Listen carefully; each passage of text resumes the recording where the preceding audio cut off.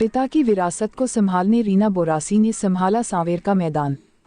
गांव की बेटी के रूप में सांवेर वासियों का व्यापक समर्थन। सांवेर की समस्याओं की जानकारी मिलते ही ग्रामीण वासियों के बीच पहुंच जाती है रीना बोरासी।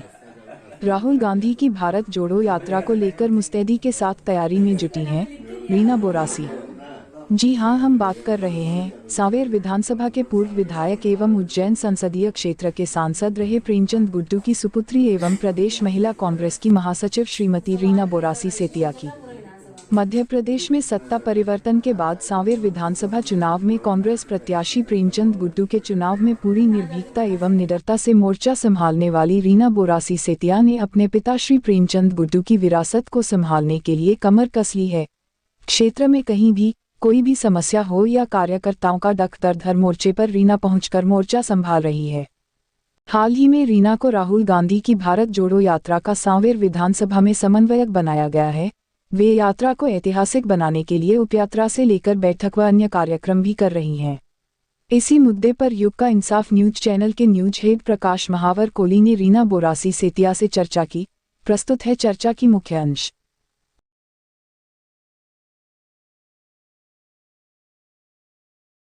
मैडम, राहुल गांधी जी की भारत जोड़ो यात्रा को लेकर के सांवेर विधानसभा क्षेत्र में व्यापक स्तर पर तैयारियां चल रही है आपके नेतृत्व में। क्या क्या तैयारियां चल रही है और कैसा वहाँ ऐतिहासिक स्वागत आपके नेतृत्व में होगा? जी बिल्कुल, हमारी सांवेर की जनता के सभी गांव में राहुल जी को लेके बहुत उत्साह है और उस उत्साह के तहत हम लोग जब राहुल जी सांवेर में प्रवेश करेंगे 30 तारीख की सुबह 7 से 8 के बीच में, तब हम उनका भव्य स्वागत करेंगे। कम से कम हमारी कोशिश रहेगी कि वहाँ 20 से 25 हजार लोग जो सांवेर की जनता है वहाँ आए और उनका स्वागत करें, जिसके लिए हमने काफी तैयारियां की है। वहाँ हम बड़े बड़े मंच लगाएंगे और वहाँ ये लिखा जाएगा कि सांवेर में आपका स्वागत है और हमारे सभी ग्रामीण और हमारी सभी जनता उनका बहुत भव्य तरीके से स्वागत करेगी। भारत जोड़ो यात्रा को लेकर के काफी तैयारियां आपके द्वारा की जा रही है और अभी से सक्रिय है, लेकिन देखने में ये आ रहा है कि इसके पहले से भी आप विधानसभा क्षेत्र में काफी समय से सक्रियता से आंदोलन वगैरह कर रहे हैं, तो क्या आगामी विधानसभा चुनाव को लेकर के आपकी तैयारी मानी जाए? मैं पिछले 3 सालों से सांवेर विधानसभा में लगातार सक्रिय रही हूँ। तो ये इसलिए रही क्योंकि यहाँ की सांवेर से जो मेरा नाता है वो आज का नाता नहीं है, करीब 20 साल पुराना नाता है, जब मेरे पिता श्री प्रेमचंद जी गुड्डू यहाँ से विधायक रहे हैं।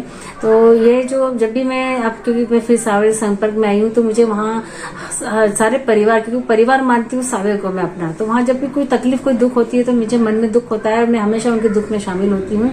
तो ये कोई विधानसभा वोट के लिए मेरे लिए ऐसी बात नहीं है, मैं इसको परिवार मानती हूँ। परिवार का दुख जब होता है तो मैं हमेशा उनके साथ खड़ी होती हूँ। आपके पिता श्री प्रेमचंद गुड्डू जी सांवेर से विधायक रहे हैं, उज्जैन से सांसद भी रहे हैं, क्या भविष्य में भी वो कोई चुनाव वगैरह लड़ने की कोई उनकी तैयारी है? अगला चुनाव जो भी पार्टी जिसको भी देती है टिकट, हम उसके लिए बिल्कुल तैयारी करेंगे और उनकी रणनीति हमेशा ही, क्योंकि उनके साथ काफी उनका जो अनुभव है 40 साल पुराना राजनीति का है, उनको उससे हम जरूर लेंगे और जो उनका अनुभव है वो अगले चुनाव की रणनीति में उनके बिल्कुल इस्तेमाल होगा। सांवेर में सड़क, बिजली, खाद, पानी की समस्याएं काफी विकराल है और कई आंदोलन आपके नेतृत्व में भी हुए हैं और कांग्रेस के कई नेताओं के नेतृत्व में भी वहाँ पे आंदोलन हो रहा है। खाद की समस्या आप देख रहे हैं, लगातार न्यूज़पेपर अखबारों में भी आप पढ़ रहे हैं और मैंने भी सांवेर में कई बार खाद की समस्या को लेके आंदोलन किए हैं। इसके पहले मैं सिवनी गई थी करीब 1 साल पहले, वहां भी ये समस्या थी, जब किसान 3-3, 4-4 घंटे जब लाइन में खड़े होने के बाद भी उसको खाद नहीं मिलती है, तब उसको क्या तकलीफ होती है, ये मैंने आंखों से देखा है। अभी मैंने 1 महीने पहले भी इसके लिए आंदोलन किया था, सांवेर में एसडीएम कार्यालय का घेराव किया था और उसको अभी भी उसमें अभी 15 दिन पहले भी जब मैं गई पाल काकरिया, तब भी मैंने देखा कि वहाँ वही समस्या बनी हुई थी। जो शिवराज सरकार है हमारी, इनको बिल्कुल भी किसानों की परवाह नहीं है, वो बिल्कुल भी किसानों के लिए सोच नहीं रहे हैं। जो समस्या जो कि तो पिछले 2-3 सालों से मैं देख रही हूँ जो बनी हुई है, जिसकी वो कोई उनके पास कुछ हल नहीं है उसका।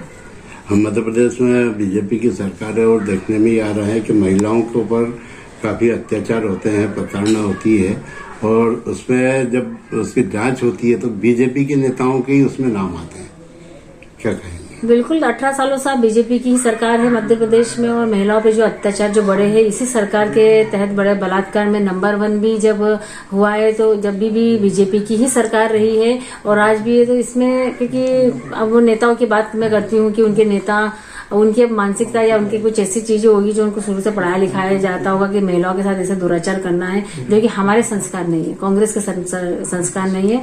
10 साल तक कांग्रेस की भी सरकार रही है मध्य प्रदेश में, इसके पहले माननीय दिग्विजय सिंह जी के नेतृत्व में।